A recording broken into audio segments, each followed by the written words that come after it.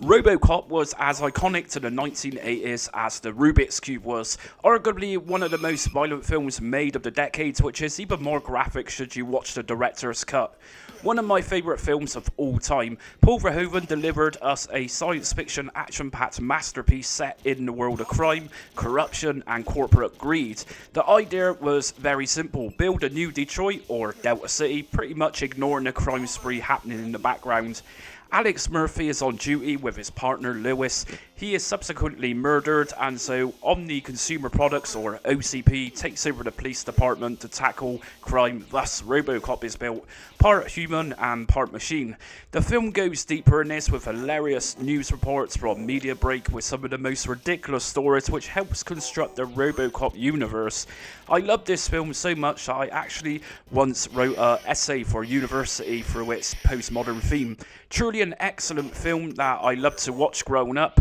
So, on with the arcades game, a running gun affair that was arguably one of the arcade's best in this genre. And inevitably, we have several ports. Today we are ranking each port from bad to best. Can you fly, Bobby?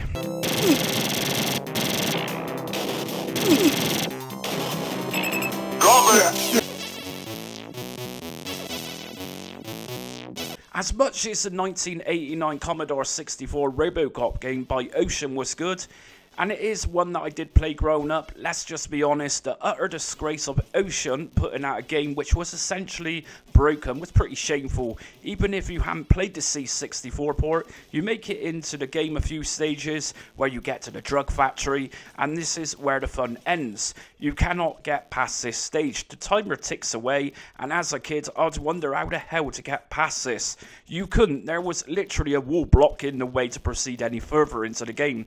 Thankfully, just over 10 years back, somebody in the C64 community reworked it and made it doable, as well as taking away the remaining stages which were in a poor state, and they actually made the game fully playable from start to finish. It is a shame because the gameplay, although ridiculously hard in this version, and its presentation is top notch, and the music produced by Jonathan Dunn is some of the C64's best out there, especially the captivating starting screen music, just awesome.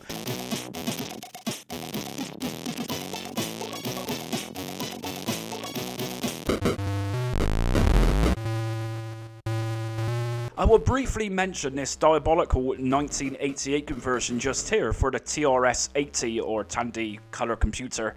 To those who haven't seen this godforsaken mess, the next video in this list is pretty much identical but upgraded to an extent. One thing to mention with this port is that after RoboCop defeats the first boss of the first stage, which today I am still unaware of who this actually is, he says, "Thank you for your cooperation." Problem is, this actually sounds a little bit more like Kevin McAllister's Talkboy in slow motion from Home Alone. The music, although sounds like the RoboCop tune, this version is just too much for this dated computer at this point.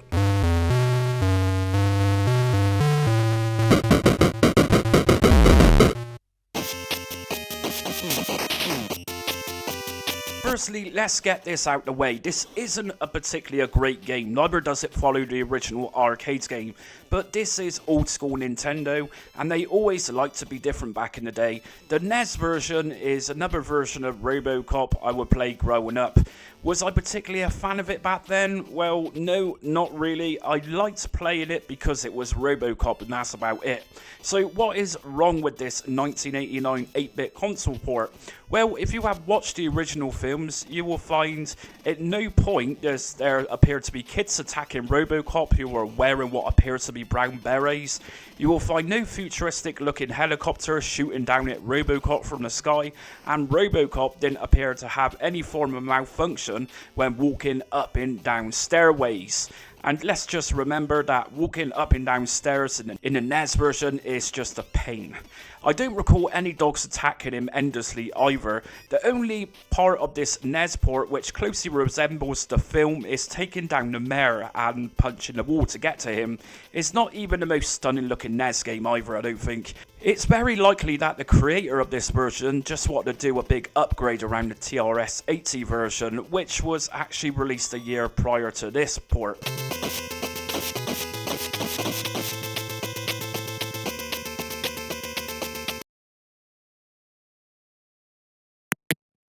This 1988 Apple II conversion by Data East, although a little on the laggy side, isn't really a bad port. Let's remember that this port is running from technically a 1970s computer, and so 11 years on for publishers to be still producing for this 8-bit system was really an achievement in itself. So then, the game obviously isn't a multi-scrolling version and sticks with single screen, which was likely done to help the game perform better. For what it is an 8-bit machine, I think this version looks fairly good and it tries its best to remain faithful to the arcade version, whereas other versions was a little bit different. For example, after destroying Eds 209 here, we move on to the next stage where RoboCop is met with enemies with chainsaws. This didn't happen in most versions of RoboCop games. Is this a good port? Well, like I say, considering the very aged hardware, specifically around 1977, it would be an awful thing to criticise this port. I think it's a decent game which just suffers from frame drops, if anything.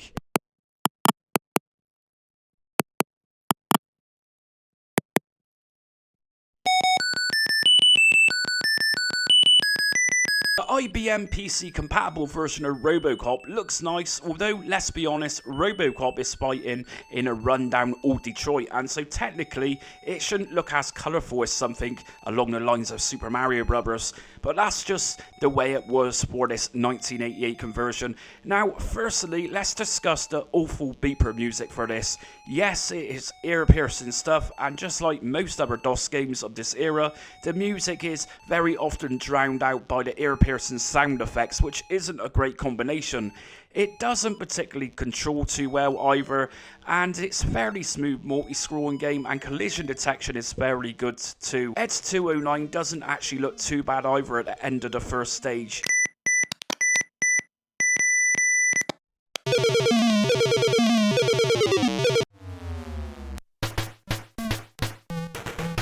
The MSX conversion is following the typical 8-bit computer formula. Sadly, this port is much like the ZX Spectrum conversion, but for the wrong reasons. This is a fairly bad game to control. As you can see in the footage here, the game struggles to even multi-scroll. Just not a good port. We will take a look at the Spectrum version soon though.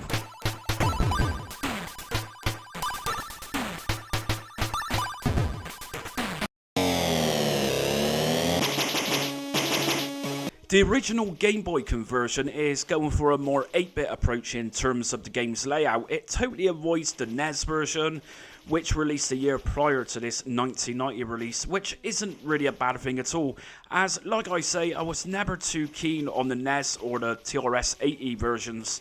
There isn't really much wrong with this portable version at all, but there is yet better to come in this video, and by far this is much better than the previous conversions we have looked at so far. I would have been very happy with this version on my Game Boy as a kid, but I never actually owned this one back then.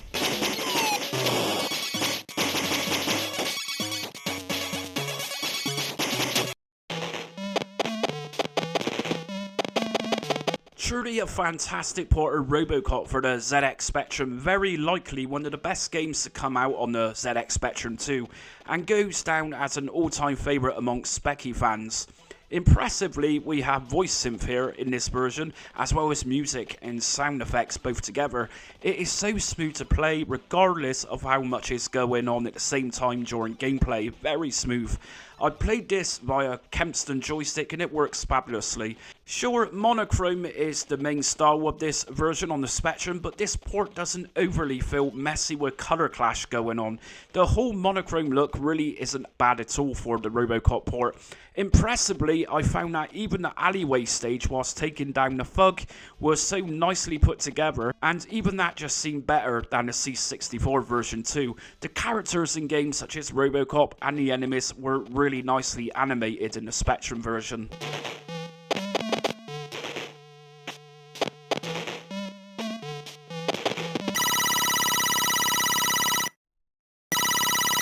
From the music and pre-game BIOS presentation before you start Stage 1, the Amstrad CPC conversion was, in my opinion, the best of the main 8-bit computers of the time.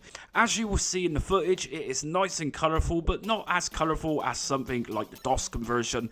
This version's colours are a little deeper in colours, and it's not so bright as some other versions. It is a smooth and very responsive experience, and not quite as challenging as, say, the C64 version, but still fairly hard at times. Collision detection is spot on here too. This is a rare ranking for me where I find that an Amstrad port gets a higher place than both C64 and Spectrum. But in this case, RoboCop on the CPC truly deserved to be here. Oh, and did I mention this version even has voice synth too?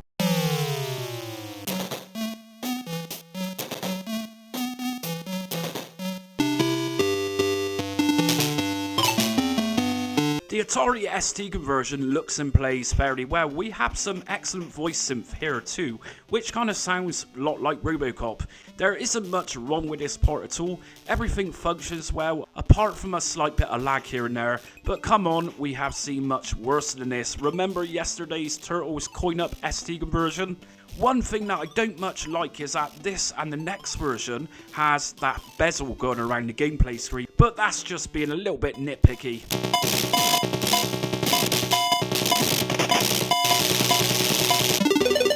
Serve the public trust. Protect the innocent. And at first place, I've ranked the Commodore Amiga version. Firstly, it's very similar to the ST conversion. Only noticeable difference is really two factors. The Amiga port had a bigger gameplay screen, and it seemed very much nicer to play, and seemed a little smoother compared to the Atari ST counterpart. Some really nice voice synth that emulates RoboCop's sound. Colours used here are pretty much on par with the ST conversion. I have ranked both of these higher than the 8-bit computer conversions, as personally, sprites are obviously much bigger and truer to the arcade original.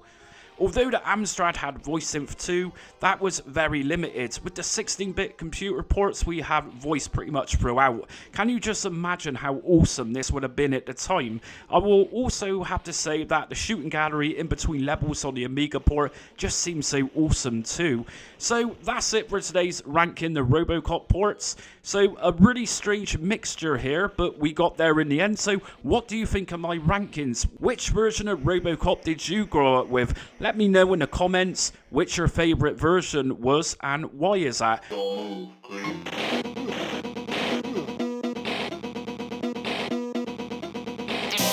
move,